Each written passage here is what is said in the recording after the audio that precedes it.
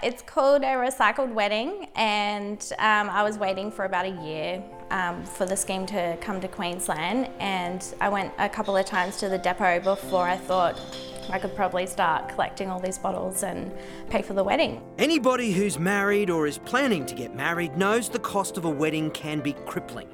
But for Leonie Starr and her fiancé Matt, their wedding is only going to cost them time and effort. I posted on Facebook for all our friends and family to start collecting their bottles, and any bottles that I'd see while I was out riding my bike or going for a walk, I'd collect them and take them off to the depot. And pretty soon Leonie had a mountain of recycling at her home. It kind of started off just as like a huge, let's collect 810,000 bottles. That number came from a quote we got. It was the very first quote we ever got for a private island in Vanuatu where Matt proposed, and so we kind of just ran with that number. Thankfully though, they've now found a venue closer to home, which means Leonie's wedding cash and can budget has been reined in. We're up to about 91,000 bottles so far.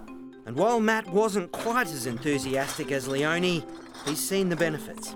Well, besides the cars smelling like bottles, it's great. He helps me put them in the car so then they're not in the house and he doesn't have to look at them. More bottles. I was just down for it from day one.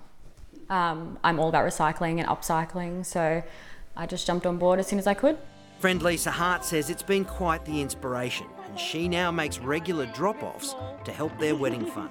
I'm collecting all my bottles from home and what I see on the side of the road, everything like that, giving it all to Leonie and Matt for their wedding. Leonie, who does this around her full-time job, says over the year she's seen a transformation in her local area. Definitely around our streets. I mean, the first probably about 6 or 7 months, I could walk just to the end of my street and I'd find like at least 10, 12 bottles. And if I was going for a 45-minute walk around the neighbourhood, I could fill a bag, which is pretty gross. Now it's been just over a year and I went for a walk this morning and only found about 2. I think they're awesome, you know, good on Leonie for getting on board. She's usually here at 7 in the morning at the window saying she's got some bottles to drop off. Alan Saywell runs Leonie's local Tomra recycling depot and says she is one of many people collecting bottles and cans for ambitious projects. There's a lady that comes in that's saving money for the Kokoda Trail. Sadly, there's a couple that come in looking to get money together to help their sick child.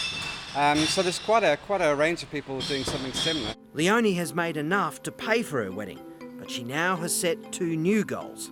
Anything extra that we collect now is paying for the honeymoon and a house deposit. Which means Matt will have to get used to that smell. Matt's on board now. He's helping you.